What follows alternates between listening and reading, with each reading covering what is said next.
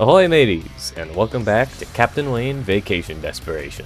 If you're unfamiliar with this game, I made a video on it about 2 years ago now that you can check out, but as a summary, Captain Wayne Vacation Desperation is an intense first-person shooter where you control Captain Wayne, a badass sailor with a shotgun for an arm, and tear through tropical levels on your way to get your ship back and kill the group of mercenaries that stole it, the Killer Whales. This video will be covering Captain Wayne's newest demo, which has been updated a bunch since it released back in July. This demo features a completely new tutorial, the first 2 campaign maps, and a reworked and polished endless mode. There's a lot for us to dig into, so let's not waste any more time and dive into the tutorial. The tutorial takes place in a psychedelic dreamscape that is no doubt inspired by Psychonauts. You wake up on a dock next to a ghostly apparition of Wayne's ship, the SS Salty, and the first thing you hear is the booming voice of Davy Jones. His voice guides you through the tutorial, teaching you the basics of movement, the importance and utility of kicking, and how to get your hands dirty in a scuffle. This tutorial not only does a great job at teaching you the basics and vital techniques, but it also helps establish the style and vibes of the game going forward. The game is not afraid to get surreal with its visuals, and the cartoony art style helps nail in the otherworldly feeling that surrounds this level. The tutorial also shows that, while it is inherently a fast-paced and tough shooter, the game does not want to discourage you or be overly punishing. If you ever fail a tutorial segment, Davy Jones will give some encouraging words as you get a handle on the controls. At the same time, the tutorial does have to show that the game will not hold back the difficulty when it needs to. Towards the end of the tutorial, Davy Jones blesses you with a sign of his power, the quad damage, and lets you loose into a room full of killer whales.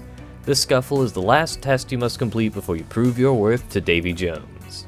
While this fight is smaller than some of the firefights in later levels, it does establish the kind of things you can expect to see in these battles. A wide open space, plenty of objects to take cover behind or use as elevation, and killer whales surrounding you on all sides.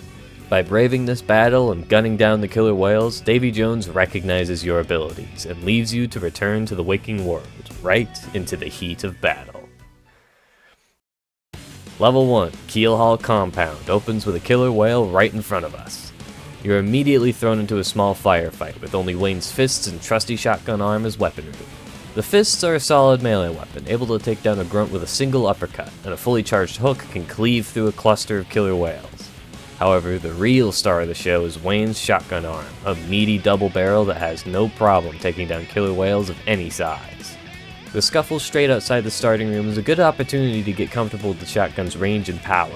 It is incredibly effective up close, needing only 1 shell to take down a weaker whale, but the further away an enemy is, the more shells you may need to use to kill them. Since the level immediately starts with a fight, you might miss a group of killer whales sailing away from the dock on Wayne's ship, the SS Salty. Your goal in this level is to reach them at all costs. The level is effectively split up into a bunch of big fights against killer whale grunts in different arenas. After the fight in the dock, you reach a small battle in a ring of shipping containers, followed by a fight indoors in a storage room of sorts.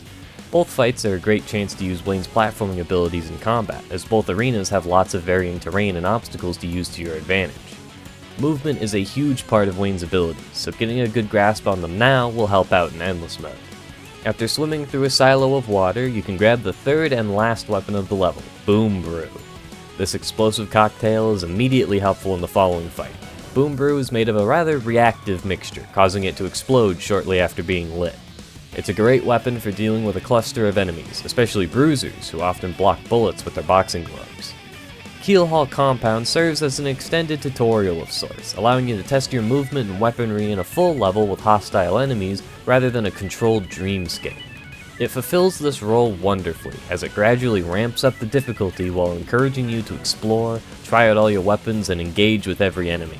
Many nooks and crannies have small pickups and ammo to reward you for exploration, not to mention the secrets with big rewards like full health and booze refills. Once you fight through the killer whales barracks and mess hall, you're greeted with a military training course that serves as one final check of your movement. It makes sure you can jump, crouch, strafe, scale steep ramps, and most importantly, jump kick. Jump kicking is an incredibly vital tool to both your movement and your survival. The more you use it, the easier it'll be to survive and get out of harm's way. The final fight takes place in a giant loading bay, filled with killer whale grunts surrounding a docked submarine. This is where you put everything you've learned to the test, as many of the killer whales have a height advantage over you, demanding that you scale crates or climb ladders to get on even footing. Fortunately, the room still has plenty of explosive barrels and health pickups, so stay determined and you'll eventually break through the horde. Keelhaul compound is incredibly well made and carefully put together, and make sure you know all of the tools you have at your disposal while demonstrating that the game is gonna get difficult. I really cannot emphasize enough how clever the military training course is. It's a great in-universe way to have one final check of the player's mobility before they can start the level's final fight. Once you clear out the last of the killer whales, you can climb into the submarine, where the few whales on board have no chance against your new skills. After causing the submarine to malfunction, Wayne gets sucked outside and launched all the way to his ship, ready to take it back from the bastards that stole it. Next up is Level 2, Balena Beach Beatdown.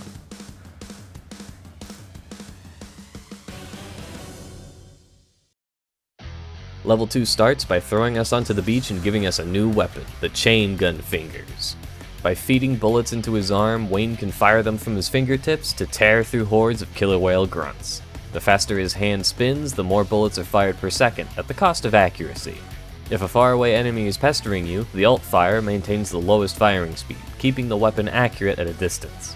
For the level itself, Balena Beach Beatdown takes place at the scenic Balena Resort, one of the many businesses supported by the killer whales, and the place is running rampant with them. Starting on the beach, killer whale grunts are spread out all along the rocks and dunes, making the opening fight a hectic one. It can be tough to find cover in the more open spots, but your new chain gun should make it much easier to get rid of any killer whales harassing you. The level starts to become more cramped as we move into the resort itself, though the rooms are still large enough to give the player room to jump kick around and avoid enemy fire. The rooms themselves are wonderfully designed and decorated, especially the ones with grass, plant life, or with fun patterns on the floors, walls, and ceiling. Captain Wayne's art style excels at making the environments feel tropical and warm, and Balena Resort is a shining example of that. Even with killer whales swarming the halls and bedrooms of the hotel, I can't help but think that Balena Resort would be a great spot to go on vacation and enjoy the sun. It'll be an even better vacation spot once all the killer whales have cleared out. Upon entering the hotel's vents, two rather explosive enemies are introduced, seagulls and grenadiers. Seagulls carry bottles of boom brew and try to swoop at Wayne whenever they see him in an attempt to explode in his face. Grenadiers, meanwhile, lob boom brew from a distance and can be a major threat if stationed on tall ledges. At the same time, their explosives can just as easily detonate on their fellow killer whales, so their explosions can be a blessing and a curse. The next chunk of the level sets up a really cool system of progression as you tear through an indoor pool, a sauna, and then enter the laundry room.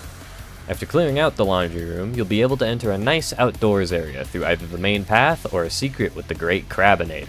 The yellow keycard sits atop a fountain, which launches us all the way to the beach where we started. The beach is once again populated with killer whales, and we retrace our steps through the resort with new enemies.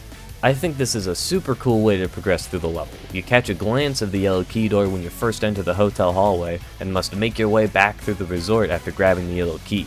It's also a great way to make use of the level's environments, as the different combinations of enemies the second time through requires different strategies than the first set. Once we reach the yellow key door, we take an elevator up to an exclusive lounge where a business meeting with the Orca-Cola executives took place, though they seem to be long gone. This room serves as the final fight of the level, pitting you against multiple killer whales as they rappel down via ropes and leap through the windows. If that wasn't enough, once all the grunts are dead, a sunken smasher leaps through the central window. This behemoth of a mini-boss can tank a lot of damage and can send you sky high with a mean uppercut. This is where jump kicking comes in incredibly handy, as a well-positioned leap past the smasher can bait him into attacking, giving you a chance to retaliate. Boom Brew and the chain gun are really effective at taking out the smasher, though I love baiting him out like a matador and knocking him down with the shotgun. Once the diver is down, the windows and doors shutter, a red light illuminates the room and the wall bursts open, revealing a secret passage into the depths of the mountain. This is where the level ends, and it ends with a bang. A few bangs.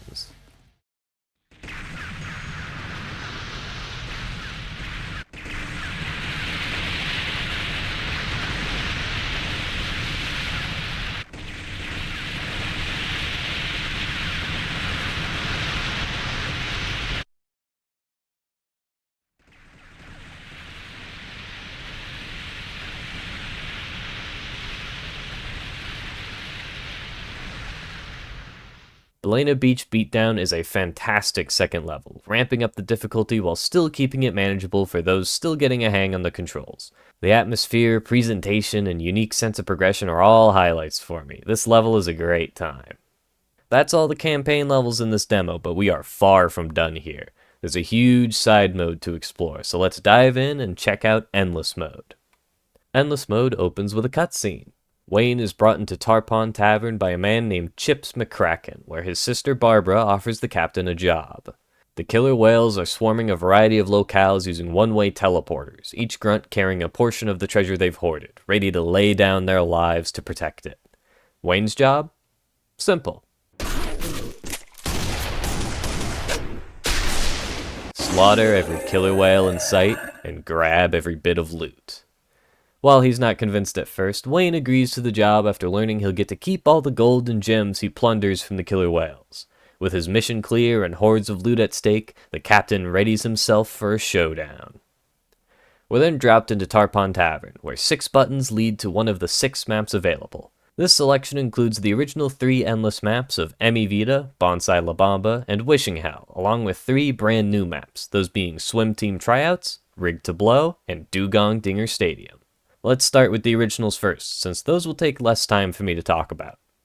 Emivita takes place in a quiet seaside town, and is the only endless map to have an intro segment before the mode properly starts. You could think of it as a Wave 0. It's a good chance to familiarize yourself with the map's layout. Be sure to make note of pickup locations, you'll need them. After opening the gate and finding some sort of crab-powered device, we press the button in front of it to blow it up and start endless mode. The mode has been refined quite a bit since I last covered this game, but it generally functions the same as before.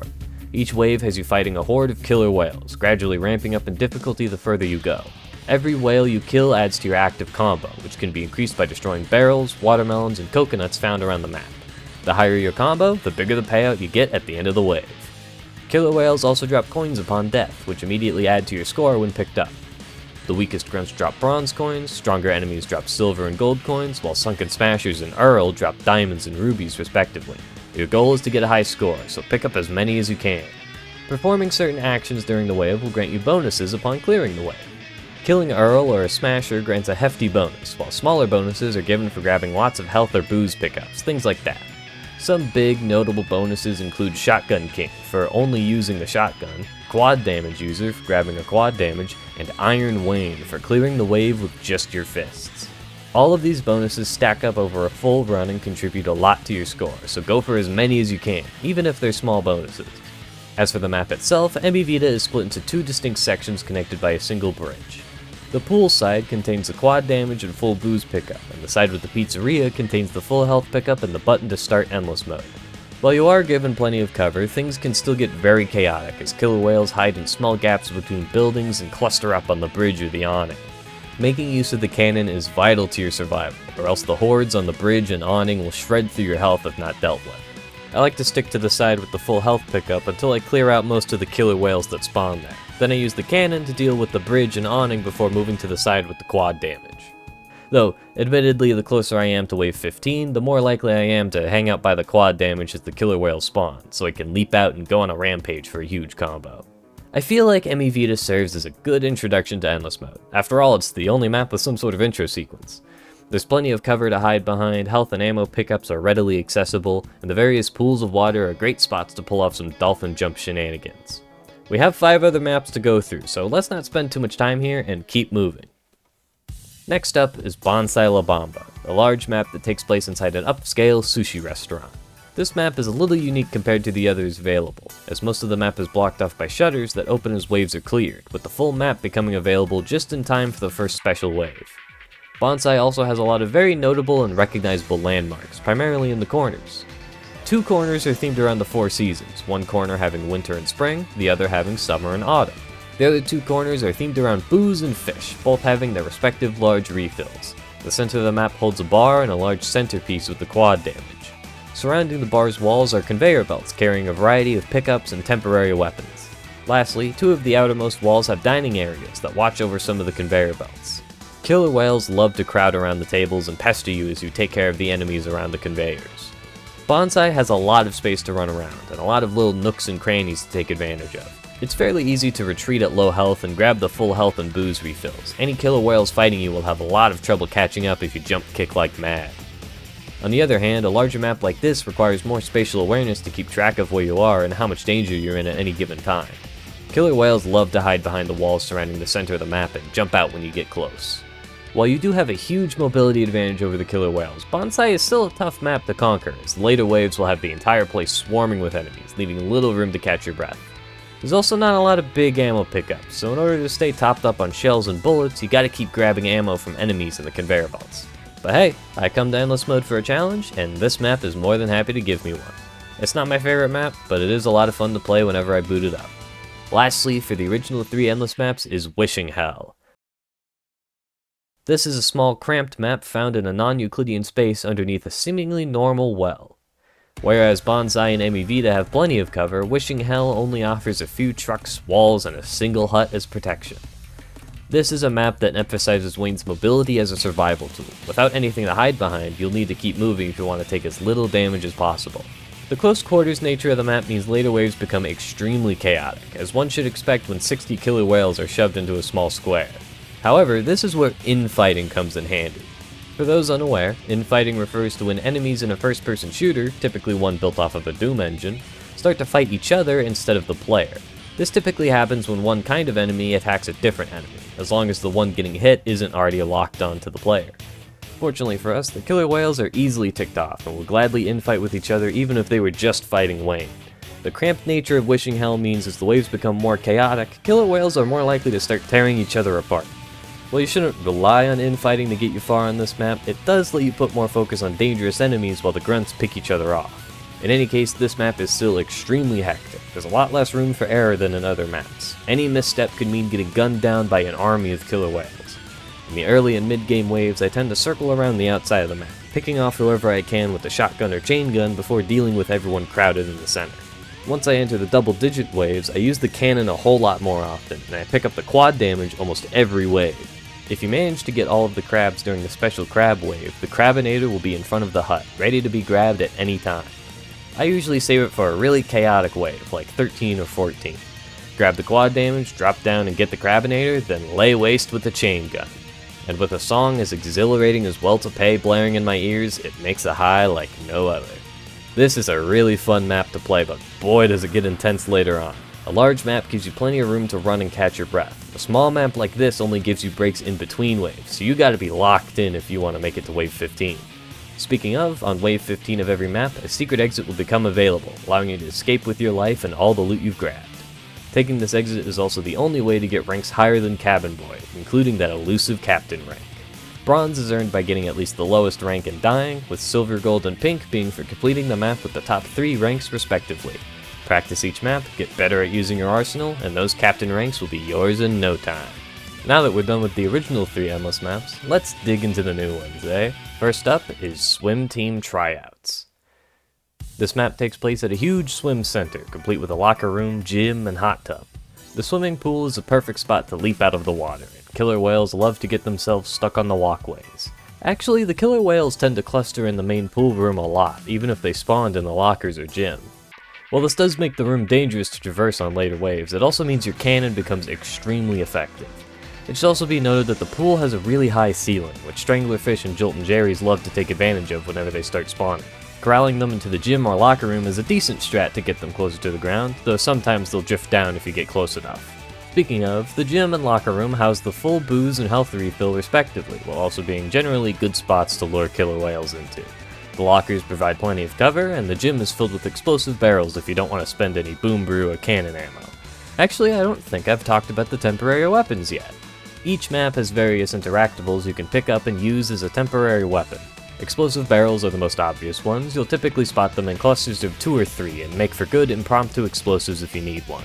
Watermelons and coconuts have 2 functions each, though they're both pretty cartoony. Watermelons can be eaten, after which Wayne will spit out the seeds like a chain gun. Coconuts, meanwhile, are for drinking and will replenish 5 gusto per sip. Both fruits can be thrown with alt fire, though coconuts are inherently superior since they play a cartoon bonk sound when hitting a killer whale. While not as vital to your survival as the more permanent weapons, the temporary weapons are still very helpful and can be quite the lifesaver in a pinch. However, explosive barrels can just as easily be the end of a run, since a killer whale shooting at one can make it detonate, blowing you to smithereens if you're caught in the blast. Make good use of them and tread carefully around barrels. Far too many of my runs have died from a poorly timed explosion. Swimteam Tryouts is one of my favorite endless maps. The layout gives me plenty of room to catch my breath while also creating intense and hectic moments as tons of killer whales surround me on later waves. The setting is also very fun and creative. Having a map take place at a swim center both fits the summery, tropical vibe that Captain Wayne excels at, while also showing off Wayne's ability to leap out of the water like a dolphin.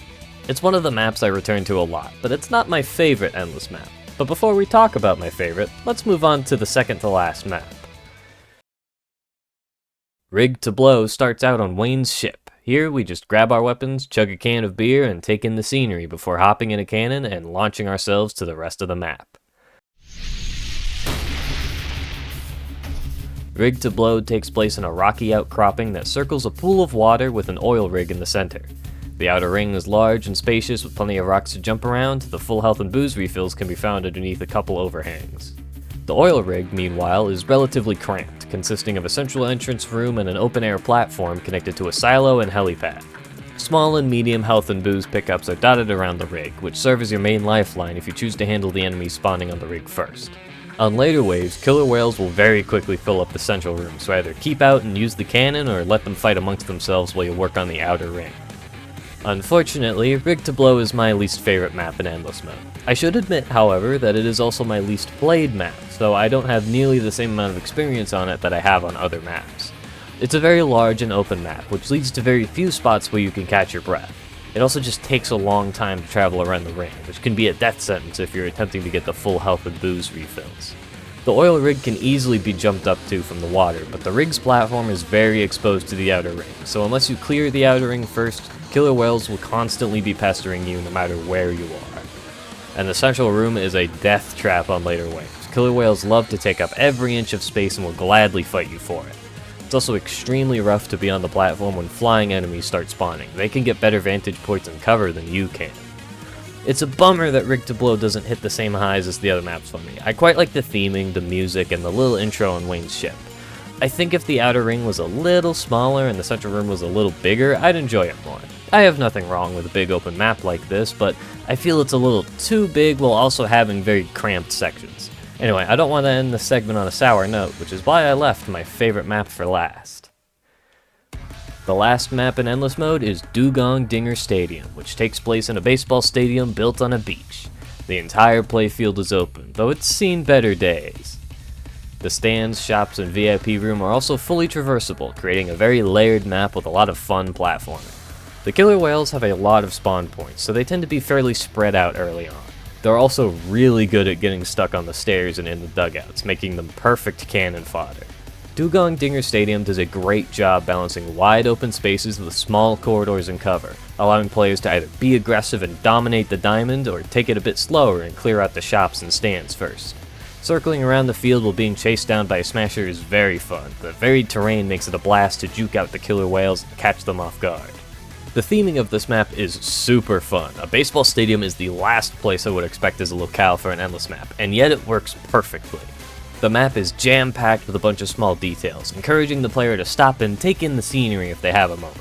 And the scoreboard overlooking the playfield actually displays different parts of the field in real time, meaning you can see yourself on the big screen.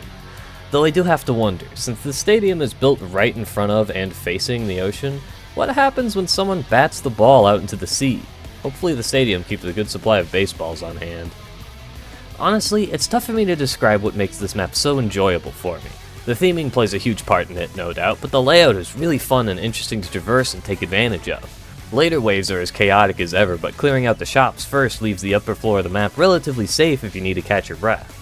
And when the killer whales swarm the field, it's super fun to jump down there and shred through as many as you can before needing to retreat.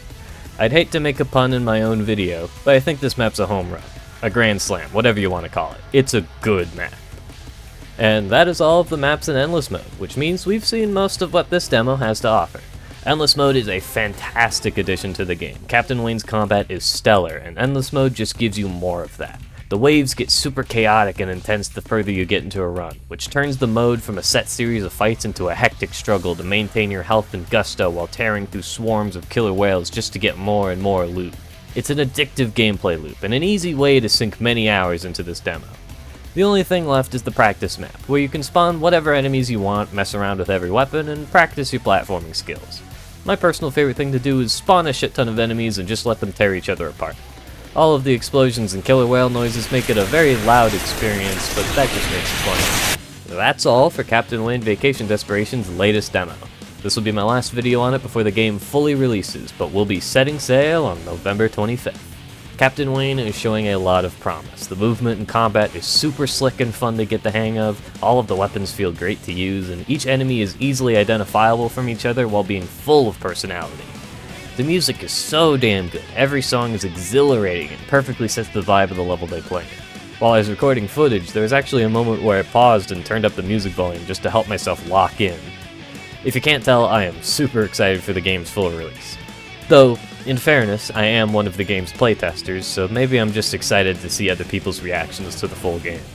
Before we wrap this up though, I have one announcement to formally make. Last month, I enabled channel memberships. Memberships serve as an optional way to support me. You'll get some nice benefits like a loyalty badge, your name in the credits of my videos, and higher tiers get to suggest games for me to play. There's a $3 tier, $5 tier, and $10 tier, so if you'd like to support me and make this whole YouTube thing financially viable, consider checking those out. I'd greatly appreciate it. Anyway, that's all for now. If you're interested in checking out Captain Wayne, a link to the Steam page is in the description. Go try out the demo, it's a total blast. I hope you enjoyed the video, and if you did, consider leaving a like or subscribing, and I'll see you all very soon. Bye bye!